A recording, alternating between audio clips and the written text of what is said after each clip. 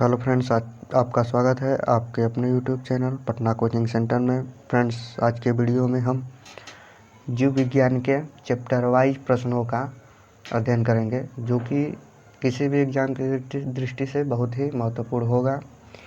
ये video daily हर एक chapter का होगा, जिससे आपकी तैयारी बहुत अच्छी हो जाएगी।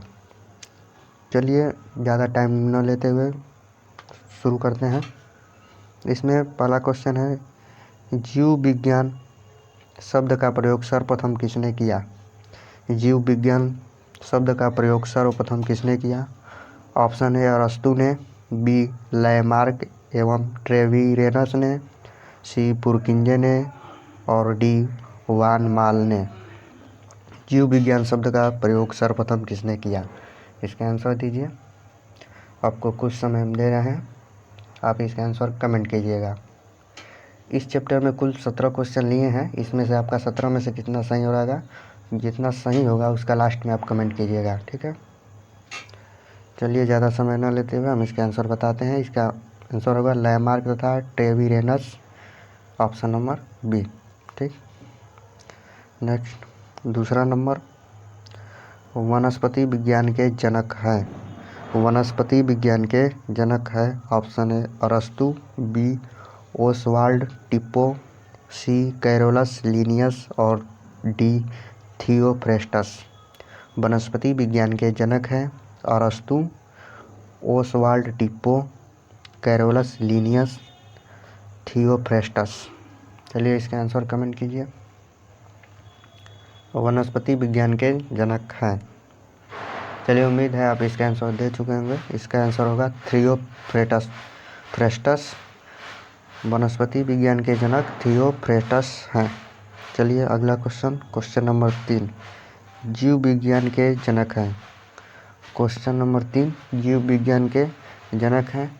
Option A Darwin, B Lamarck, C अरस्तु और डी परकिंजे, ठीक है।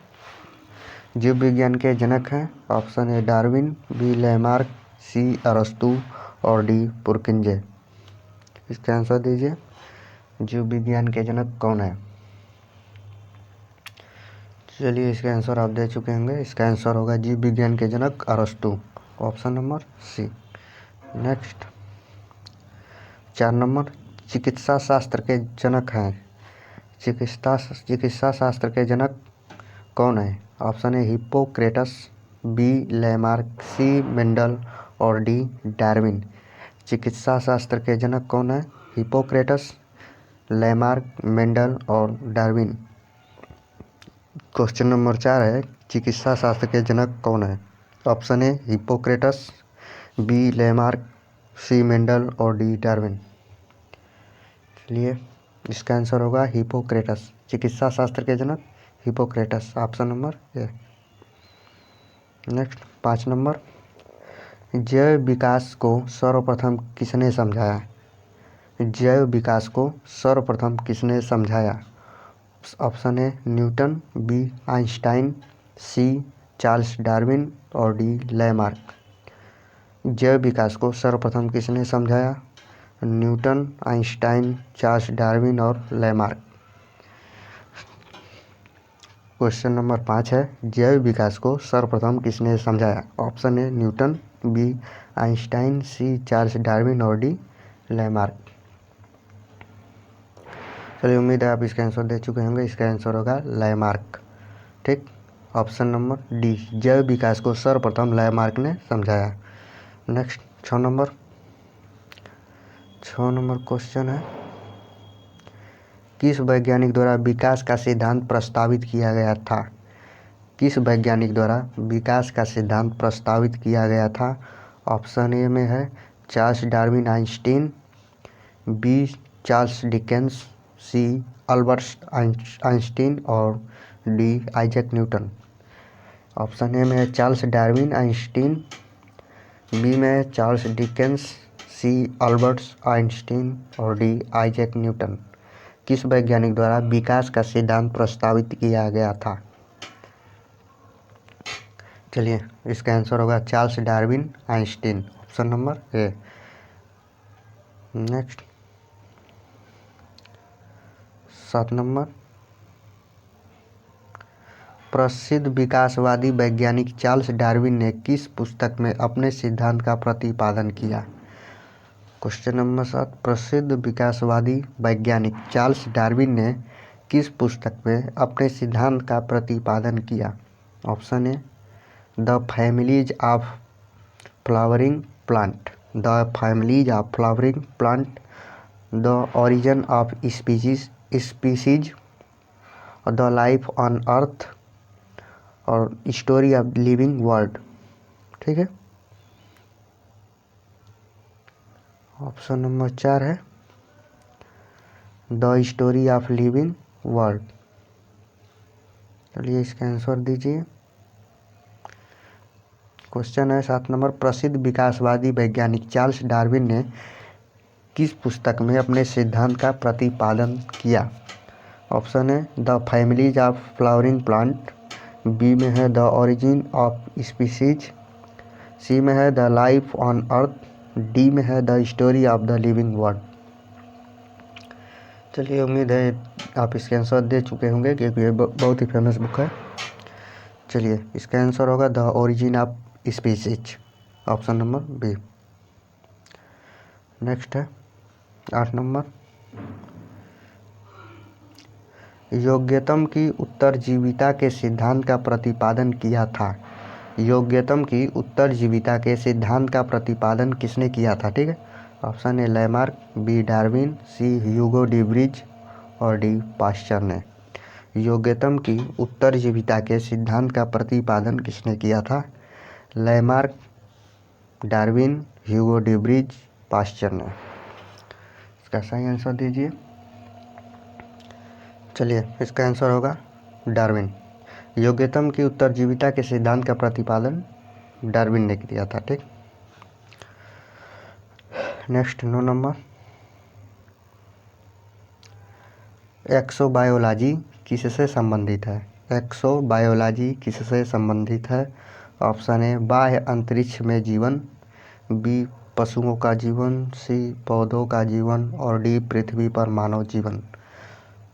एक्सोबायोलॉजी किससे संबंधित है? बाह्य अंतरिक्ष में जीवन, पशुओं का जीवन, पौधों का जीवन, पृथ्वी पर मानव जीवन। एक्सोबायोलॉजी।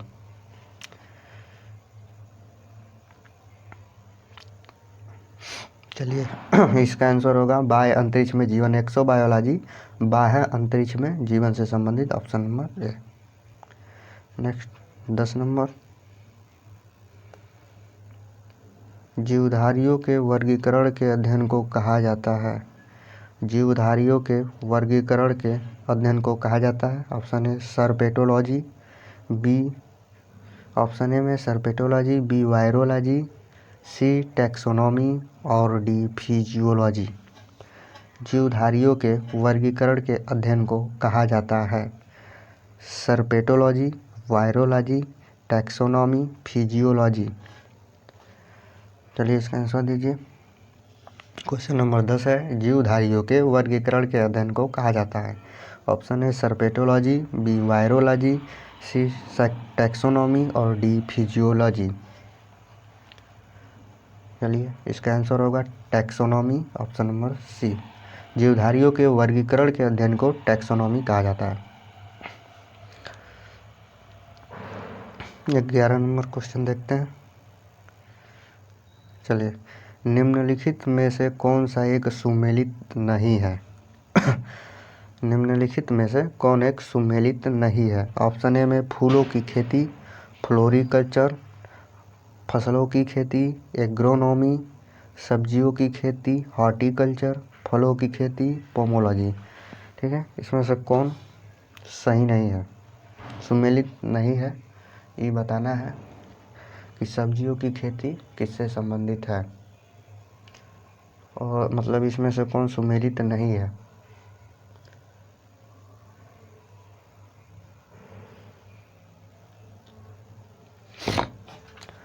ऑप्शन देखिए, निम्नलिखित में कौन एक सुमेलित नहीं है? ऑप्शन ए में फूलों की खेती, फ्लोरिकल्चर सामने दिया है, बी में है फसलों की खेती, एग्रोनॉमी, सी में सब्जियों की खेती, हॉर्टिकल्चर, डी में फूलों की खेती, पोमोलॉजी। इसमें सब्जियों की खेती, हॉर्टिकल्चर सुमिलित नहीं है, ऑप्शन नंबर सी। नेक्स्ट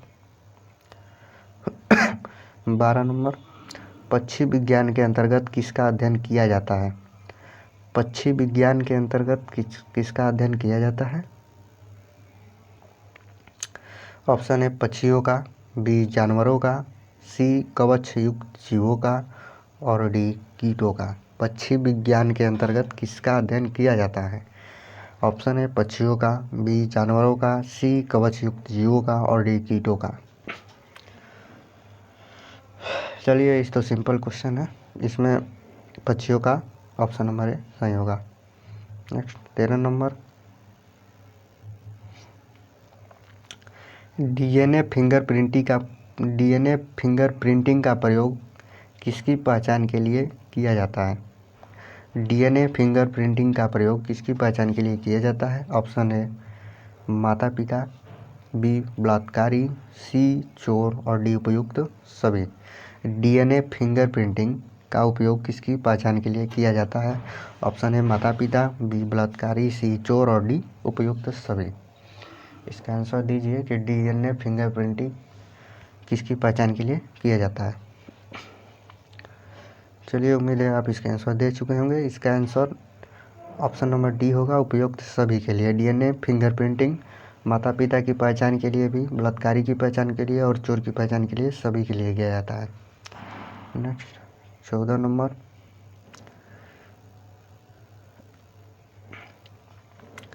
निम्नलिखित तत्वों में से कौन सा पृथ्वी पर जीवन की उत्पत्ति के लिए उत्तरदायी था?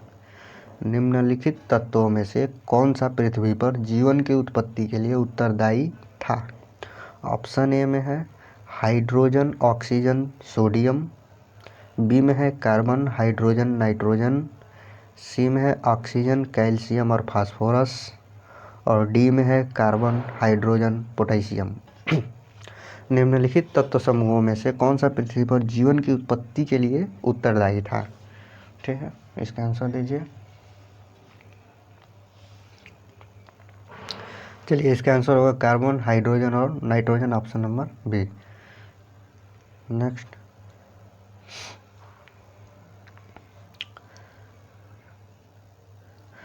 15 नंबर, डार्विन के विकास के सिद्धांत के अनुसार जिराफ की गर्दन लंबी क्यों है? ये बताना है, इसमें 4 ऑप्शन है। ठीक है, डार्विन के विकास के सिद्धांत के अनुसार जिराफ की गर्दन लंबी, मतलब लंबी गर्दन क्यों है? ऑप्शन ए में है पीढ़ी दर पीढ़ी ऊंचे पेड़ों पर पत्तों तक पहुंचने के सतत प्रयास के कारण बनी, उसकी लंबी गर्दन हुई। बी उसे कोई लाभ नहीं है और मात्र एक संयोग है। सी में दिया है उसे आहार प्राप्त करने का लाभ देती है जिसके कारण लंबी गर्दन वाले जीव जीवित रहते हैं। और डी में है अफ्रीकी सवाना के विशेष मौसम का परिणाम है। ठीक है, ये है डार्विन के विकास के सिद्धांत के अनुसार जिराफ की लंबी गर्दन। ठीक है, इसके बारे में बताना है कौन सा ऑप्शन सही है।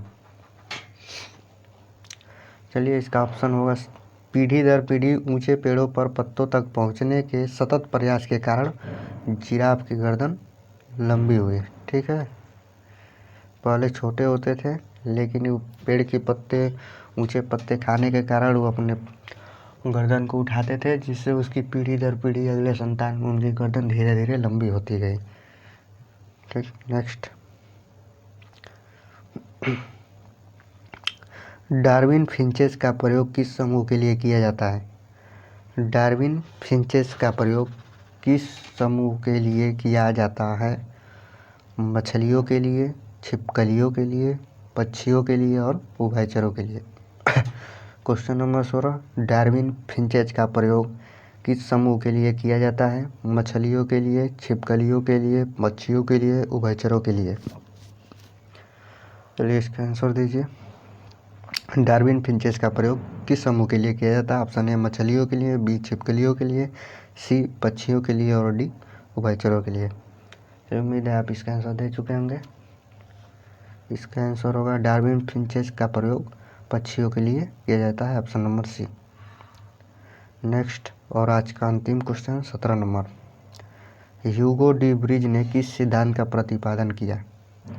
ह्यूगो डी ब्रिज ने किस सिद्धांत का प्रतिपादन किया? ऑप्शन ए जाति उद्भवन का सिद्धांत, बी विनिमय का सिद्धांत, सी प्राकृतिक चयन का सिद्धांत। वो एक ऑप्शन इसमें से कट गया है, ठीक, प्राकृतिक चयन का सिद्धांत, और डी में होगा ऑप्शन नंबर डी में, यहाँ डी लिख लेते हैं, उत्परिवर्तन का सिद्धांत। ठीक है,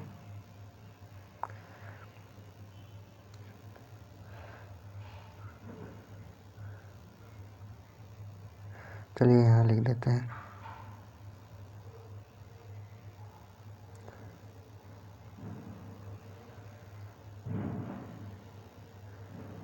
उत्परिवर्तन। ठीक है, ह्यूगो डी ब्रिज ने किस सिद्धांत का प्रतिपादन किया? ऑप्शन नंबर डी है। पहला में है जातीय उद्भवन का सिद्धांत, दूसरा बी में है विनिमय का सिद्धांत, सी प्राकृतिक चयन का सिद्धांत, और डी में उत्परिवर्तन का सिद्धांत। ह्यूगो डी ब्रिज ने किस सिद्धांत का प्रतिपादन किया? इसका आंसर होगा उत्परिवर्तन का सिद्धांत, ऑप्शन नंबर डी। चलिए, उम्मीद है आप इसमें से बहुत अच्छा कर पाए होंगे। अगर 17 में से आपका 12 प्लस सही है तो आपकी तैयारी बहुत अच्छी है, और आपका जितना भी सही हुआ है 17 में से आप इसका कमेंट कीजिएगा। मिलते हैं नेक्स्ट वीडियो में, तब तक के लिए जय हिंद।